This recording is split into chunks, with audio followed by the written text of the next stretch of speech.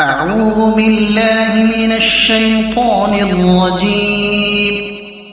بسم الله الرحمن الرحيم. ألف لام را. تلك آيات الكتاب المبين. إنا أنزلناه قرآنا عربيا لعلكم تعقلون. نحن نقص عليك أحسن القصص بما أوحينا إليك هذا القرآن وإن كنت من قبله لمن الغافلين. إذ قال يوسف لأبيه يا أبت إني رأيت 11 كوكبا والشمس والقمر رأيتهم لي ساجدين. قال يا بني لا تقصص رؤياك على إخوتك فيكيدوا لك كيدا إن الشيطان للإنسان عدو مبين. وكذلك يجتبيك ربك ويعلمك من تأويل الأحاديث ويتم نعمته عليك وعلى آل يعقوب كما أتمها على أبويك من قبل إبراهيم وإسحاق إن ربك عليم حكيم. لقد كان في يوسف وإخوته آيات للسائلين. إذ قالوا ليوسف وأخوه أحب إلى أبينا منا ونحن عصبة إن أبانا لفي ضلال مبين. اقتلوا يوسف أو اطرحوه أرضا يخل لكم وجه أبيكم وتكونوا من بعده قوما صالحين. قال قائل منهم لا تقتلوا يوسف وألقوه في غيابة الجب يلتقطه بعض السيارة إن كنتم فاعلين. قالوا يا أبانا ما لك لا تأمنا على يوسف وإنا له لناصحون. أرسله معنا غدا يرتع ويلعب وإنا له لحافظون. قال إني ليحزنني أن تذهبوا به وأخاف أن يأكله الذئب وأنتم عنه غافلون. قالوا لئن أكله الذئب ونحن عصبة إنا إذا لخاسرون. فلما ذهبوا به وأجمعوا أن يجعلوه في غيابة الجب وأوحينا إليه لتنبئنهم بأمرهم هذا وهم لا يشعرون. وجاءوا أباهم عشاء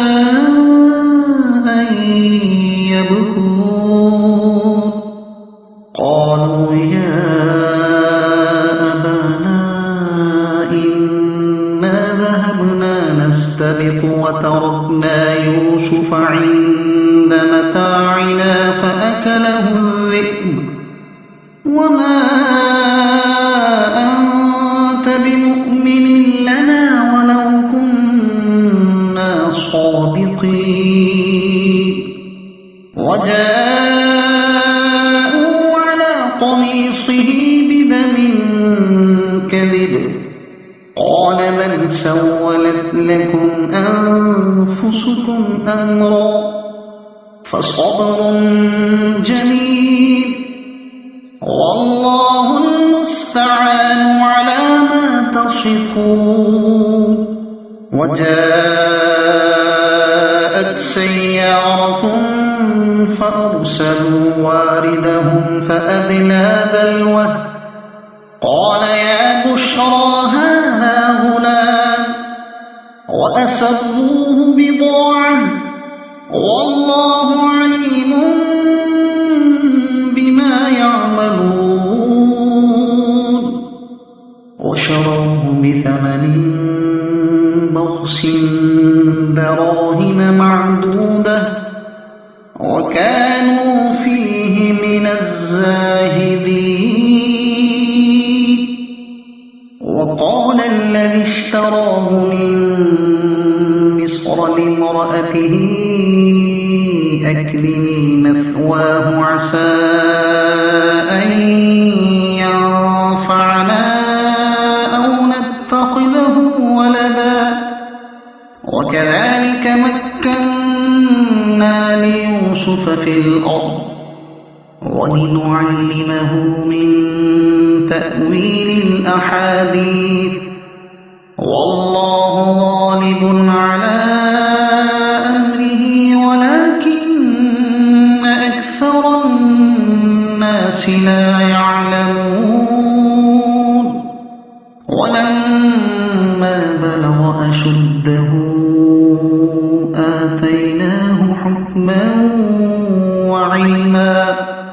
وكذلك نجزي المحسنين وراودته التي هو في بيتها عن نفسه وغلقت الأبواب وقالت هيت لك قال معاذ الله إنه ربي أحسن مثواي إنه لا يفلح الظالمون ولقد همت به وهم بها لولا أن رأى برهان ربه كذلك لنصرف عنه السوء والفحشاء إنه من عبادنا المخلصين واستبق الباب وقدت قميصه من دبر وألف يا سيدها لدى الباب قالت ما جزاء من أراد بأهلك سوءا إلا أن يسجن أو عذاب أليم قال هي راودتني عن نفسي وشهد شاهد من أهلها إن كان قميصه قد من قبل فصدقت وهو من الكاذبين وإن كان قميصه قد من دبر فكذبت وهو من الصادقين فلما رأى قميصه قد من دبر قال إنه من كيدكن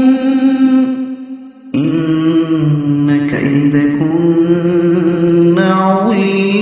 عظيم يوسف أعرض عن هذا واستغفري لذنبك إنك كنت من الخاطئين وقال نسوة في المدينة امرأة العزيز تراود فتاها عن نفسه قد شرفها حبا إنا لنراها في ضلال مبين فلما سمعت بمكرهن أرسلت إليهن وأعتدت لهن متكئا وآتت كل واحدة منهن سكينا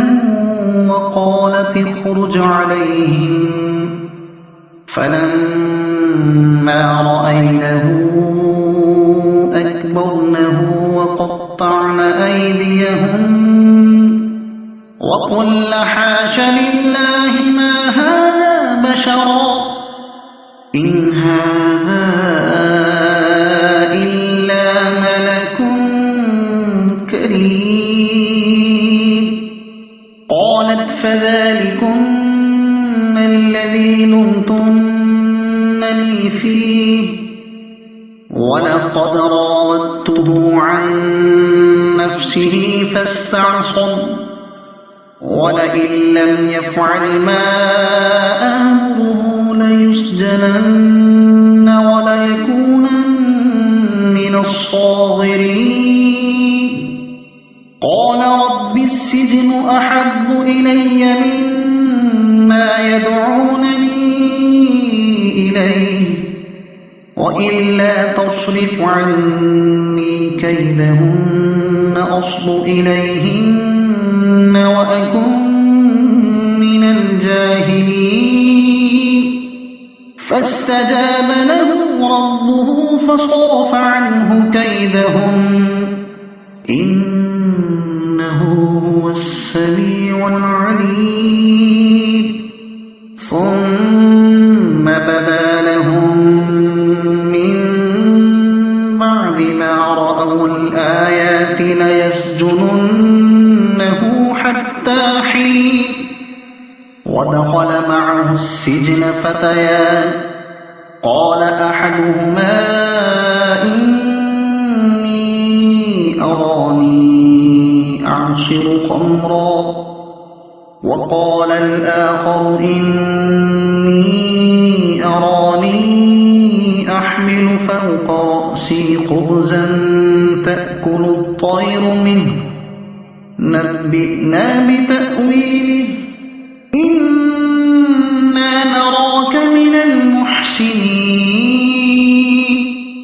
قال لا يأتيكما طعام ترزقانه إلا نبأتكما بتأويله قبل أن يأتيكما ذلكما مما علمني ربي إني تركت ملة قوم لا يؤمنون بالله وهم بالآخرة هم كافرون واتبعت ملة آبائي إبراهيم وإسحاق ويعقوب ما كان لنا أن نشرك بالله من شيء ذلك من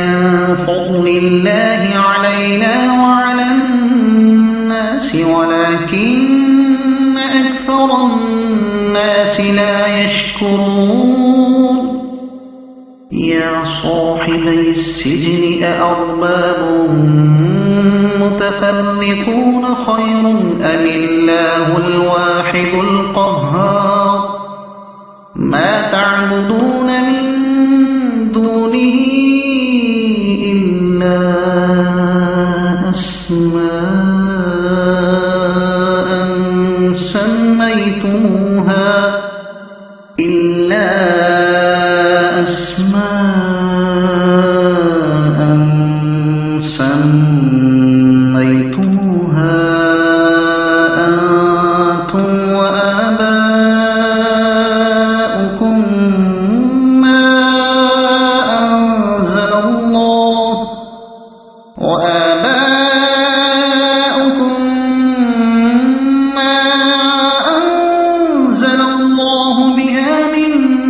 سلطان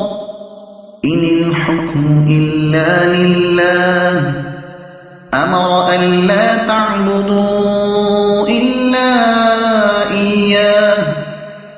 ذلك الدين القيم ولكن أكثر الناس لا يعلمون يا صاحبي السجن أما أحدكما فيسقي ربه خمرا وأما الآخر فيصلب فتأكل الطير من رأسه قضي الأمر الذي فيه تستفتيان وقال للذي ظن أنه ناج منه اذكرني عند ربك فأنساه الشيطان ذكر ربه فلبث في السجن بضع سنين وقال الملك إني أرى 7 بقرات سمان يأكلهن 7 عجاف و7 سنبلات خضر وأخر يابسات يا أيها الملأ أفتوني في رؤياي إن كنتم للرؤيا تعبرون قالوا أضغاث أحلام وما نحن بتأويل الأحلام بعالمين وقال الذي نجا منهما وادكر بعد أمة أنا أنبئكم بتأويله فأرسلون يوسف أيها الصديق أفتنا في 7 بقرات سمان يأكلهن 7 عجاف و7 سنبلات خضر وأخر يابسات لعلي أرجع إلى الناس لعلهم يعلمون قال تزرعون 7 سنين دأبا فما حصدتم فذروه في سنبله إلا قليلا مما تأكلون ثم يأتي من بعد ذلك 7 شداد يأكل ما قدمتم لهن إلا قليلا مما تحصنون ثم يأتي من بعد ذلك عام فيه يغاث الناس وفيه يعصرون وقال الملك ائتوني به فلما جاءه الرسول قال ارجع إلى ربك فاسأله ما بال النسوة اللاتي قطعن أيديهم إن ربي بكيدهن عليم قال ما خطبكن إذ راودتن يوسف عن نفسه قلنا حاش لله ما علمنا عليه من سوء قالت امرأة العزيز الآن حصحص الحق أنا راودته عن نفسه وإنه لمن الصادقين ذلك ليعلم أني لم أخنه بالغيب وأن الله لا يهدي كيد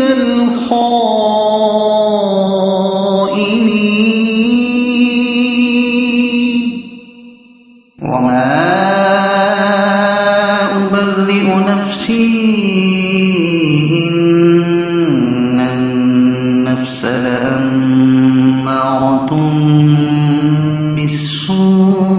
بالسوء إلا ما رحم ربي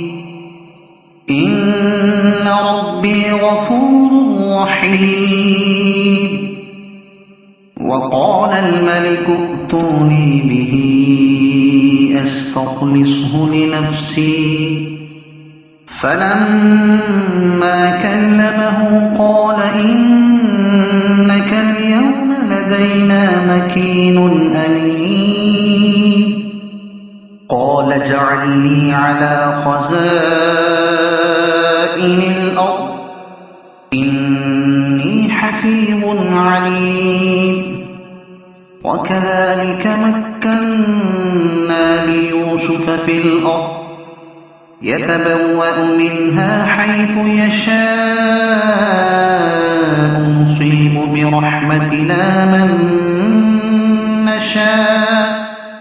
نصيب برحمتنا من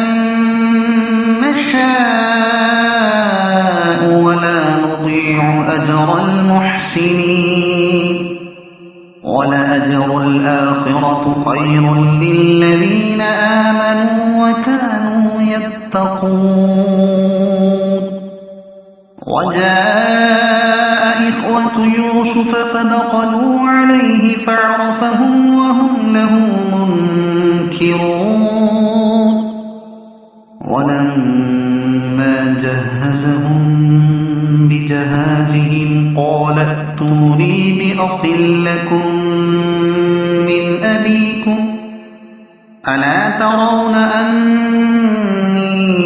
أوفي الكيل وأنا خير المنزلين فإن لم تأتوني به فلا كيل لكم عندي ولا تقربون قالوا سنراود عنه أباه وإنا لفاعلون وقال لفتيانه اجعلوا بضاعتهم في رحالهم لعلهم يعرفونها إذا انقلبوا إلى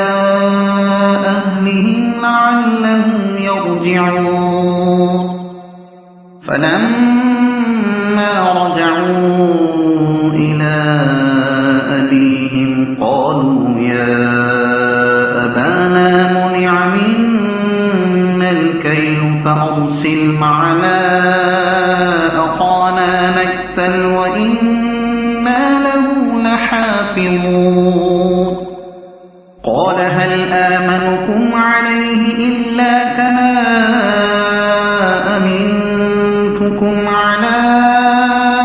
أخيه من قبل فالله خير حافظا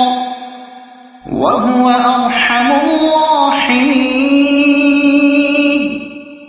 ولما فتحوا متاعهم وجدوا بضاعتهم ردت إليهم قالوا يا أبانا ما نبغي هذه بضاعتنا ردت إلينا ونمير أهلنا ونحفظ أخانا ونزداد كيل بعيد ذلك كيل يسير قال لن أرسله معكم حتى تؤتون موثقا من الله لتأتونني به إلا أن يحاط بكم فلما آتوه موثقهم قال الله على ما نقول وكيل وقال يا بني لا تدخلوا من باب واحد وادخلوا من أبواب متفرقة وما أغني عنكم من الله من شيء إن الحكم إلا لله عليه توكلت وعليه فليتوكل يتوكل المتوكلون ولما دخلوا من حيث أمرهم أبوهم ما كان يغني عنهم من الله من شيء إلا حاجة في نفس يعقوب قضاها وإنه لذو علم لما علمناه ولكن أكثر الناس لا يعلمون ولما دخلوا على يوسف آوى إليه أخاه قال إني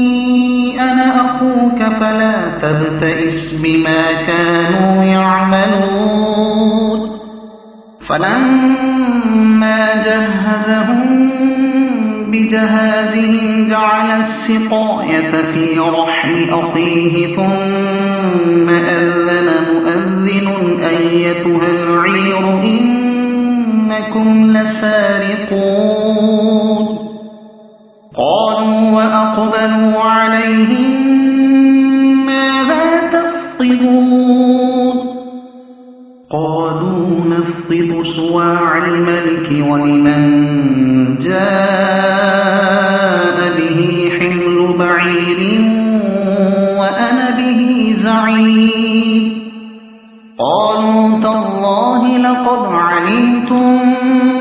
ما جئنا لنفسد في الأرض وما كنا سارقين قالوا فما جزاؤه إن كنتم كاذبين قالوا جزاؤه من وجد في رحله فهو جزاؤه كذلك نجزي الظالمين فبدأ بأوعيتهم قبل وعاء أخيه ثم استخرجها من وعاء أخيه كذلك كدنا ليوسف ما كان ليأخذ أخاه في دين الملك إلا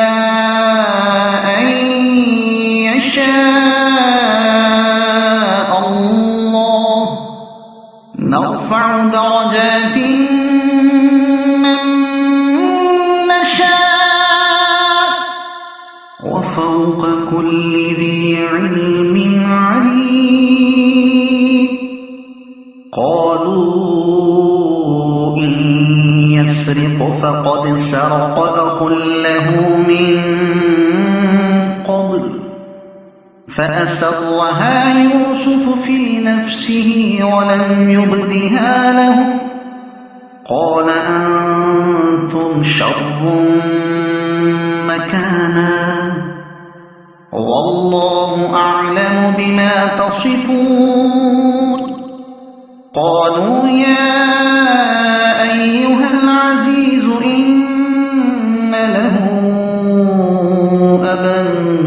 شيخا كبيرا فخذ أحدنا مكانه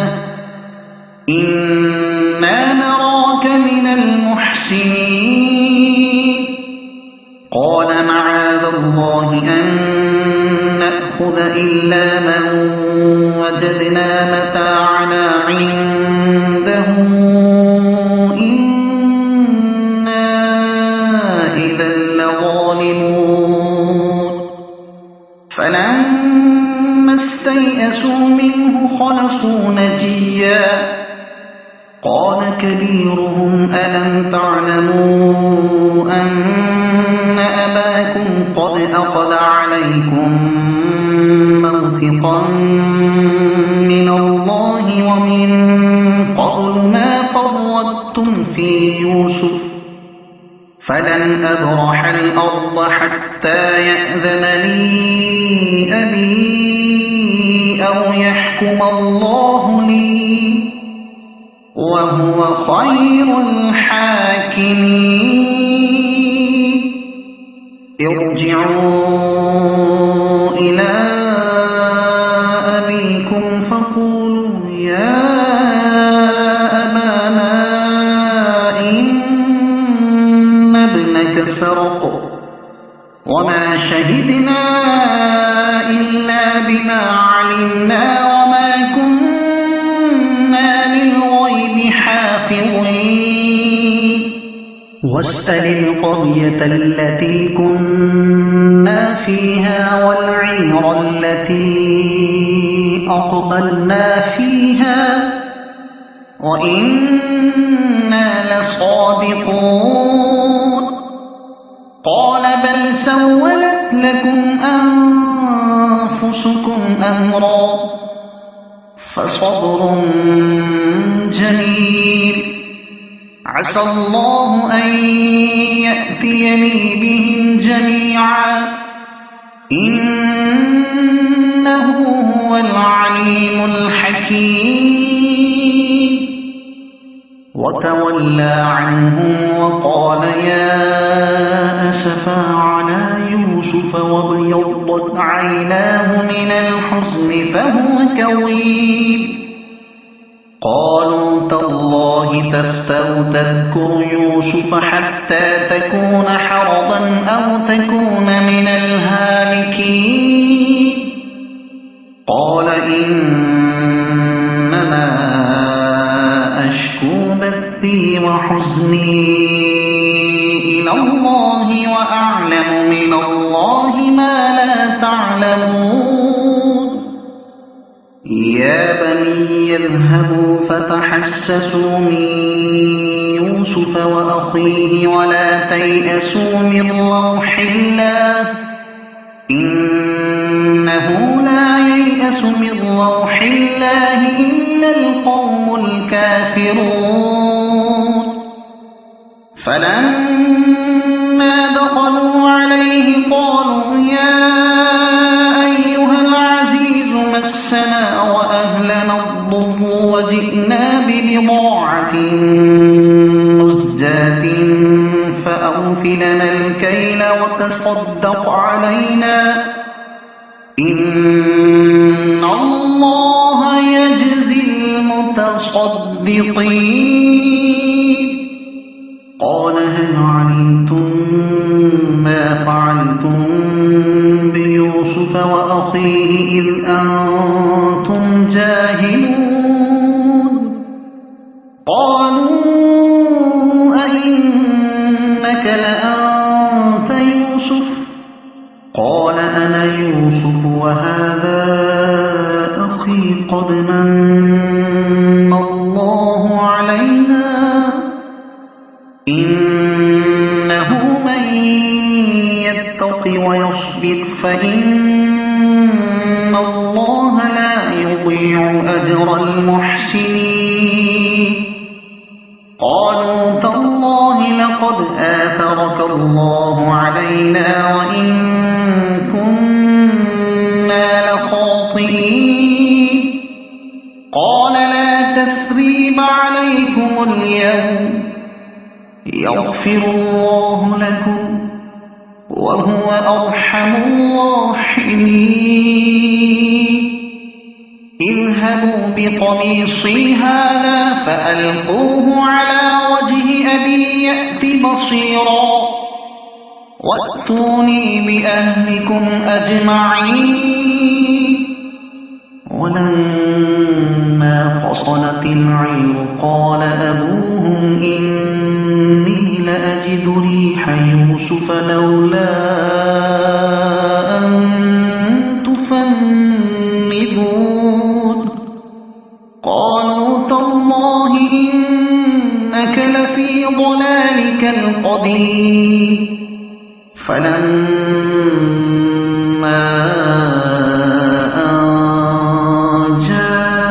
جاء البشير ألقاه على وجهه فارتد بصيرا قال ألم أقل لكم إني نعلم من الله ما لا تعلمون قالوا يا أبانا استغفر لنا ذنوبنا إنا كنا خاطئين قال سوف أستغفر لكم ربي إنه هو الغفور الرحيم فلما دخلوا على يوسف آوى إليه أبويه وقال ادخلوا مصر إن شاء الله آمنين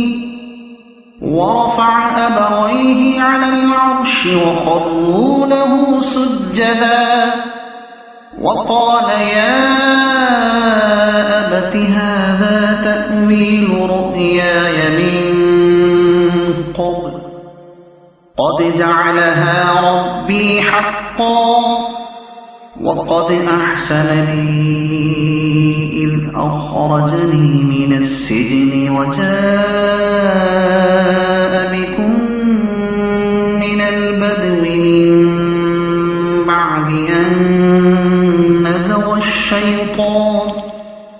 من بعد أن نزغ الشيطان بيني وبين إخوتي إن ربي لطيف لما يشاء إنه هو العليم الحكيم رب قد آتيتني من الملك وعلمتني من تأويل الأحاديث فاطر السماوات والأرض أنت ولي في الدنيا والآخرة توفني مسلما وألحقني بالصالحين ذلك من أنباء الغيب نوحيه إليك وما كنت لديهم إذ أجمعوا أمرهم وهم يمكرون وما أكثر الناس ولو حرصت بمؤمنين وما تسألهم عليه من أجر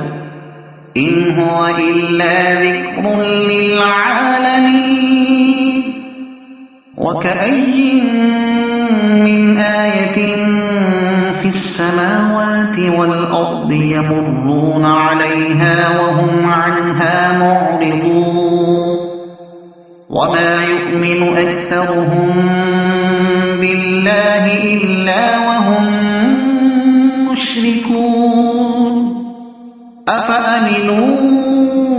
أن تأتيهم غاشية